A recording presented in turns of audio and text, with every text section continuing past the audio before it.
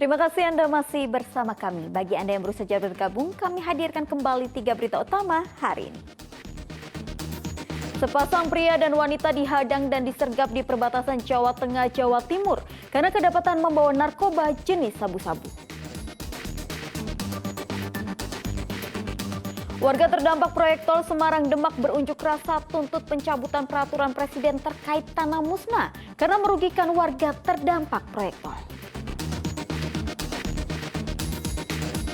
Modus pura-pura hendak mengobati santriwatinya. Seorang ustadz di Batang mencabuli 4 santriwatinya sejak tahun 2020 lalu.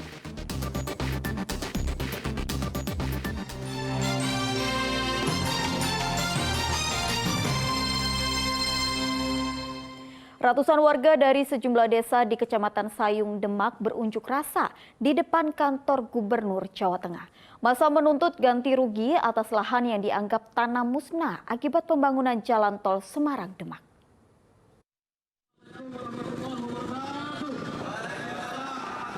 Masa yang tergabung dalam aliansi masyarakat terdampak tol Semarang Demak berunjuk rasa di depan kantor Gubernur Jawa Tengah Senin siang. Mereka membentang berbagai spanduk berisi tuntutan agar pemerintah mencabut peraturan Presiden nomor 27 tahun 2023. Warga menilai peraturan tersebut memaksa rakyat menyerahkan tanahnya dengan penggantian yang tidak adil dan tidak layak. Kepala Desa Bedono yang ikut mendampingi warga mengatakan anggapan tanah musnah bisa memicu konflik antar warga, sehingga pemerintah diharapkan menghadirkan keadilan bagi masyarakat. Dalam kegiatan pembebasan lahan yang kena tol Semarang Demak, warga sungguh merasa prihatin, menolak perpres tanah musnah karena merugikan masyarakat dan rakyat Indonesia, sehingga mereka terpanggil jiwanya untuk benar-benar negara hadir tengah-tengah rakyatnya, baik mendapatkan ganti untung maupun keadilannya mereka terpenuhi. Warga juga menuntut pembayaran sesuai dengan luasan tanah yang dimiliki. Beberapa desa di Demak seperti Desa Bedono dan Desa Sriwulan dengan luas lebih dari 100 hektar menjadi daerah yang paling banyak mengalami tanah musnah yang kini dipakai untuk proyek tol Semarang Demak. Sesuai peraturan Presiden nomor 52 tahun 2022, tanah musnah adalah tanah yang sudah berubah dari bentuk asalnya karena peristiwa alam sehingga tidak dapat difungsikan, digunakan dan dimanfaatkan sebagaimana mestinya. Perpres juga mengatur tentang penanganan dampak sosial kemasyarakatan atas tanah yang diidentifikasi sebagai tanah musnah dalam rangka pembangunan untuk kepentingan umum. Agus Hermanto melaporkan dari Kota Semarang.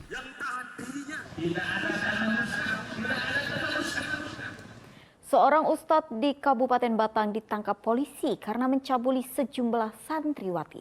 Modus pelaku adalah pura-pura hendak mengobati para santriwati yang sakit dan jatuh pingsan.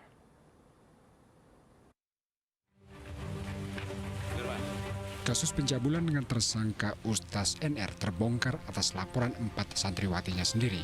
Para korban baru buka suara setelah lulus. Padahal aksi bejat pelaku sudah berlangsung sejak tahun 2020 lalu.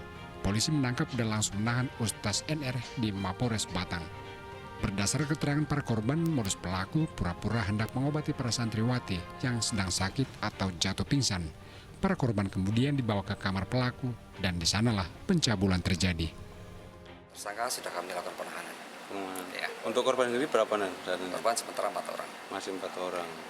Saat ini sana Tersangka di dalam tahanan. Berada di dalam. Betul. Sejak kemarin ya.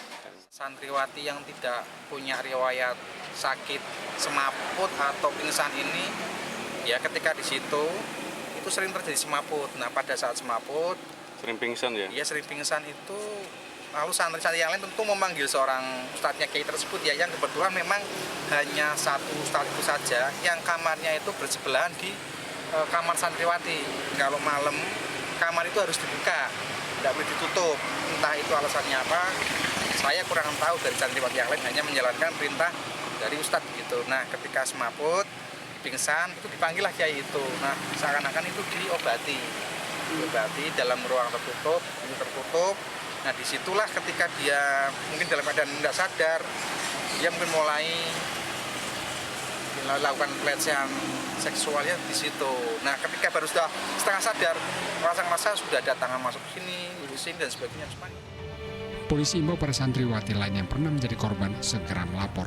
Tersangka dijerat dengan Undang-Undang Perlindungan Anak dengan ancaman kurungan penjara 15 tahun. Kuncur Wijayanto melaporkan dari Batang.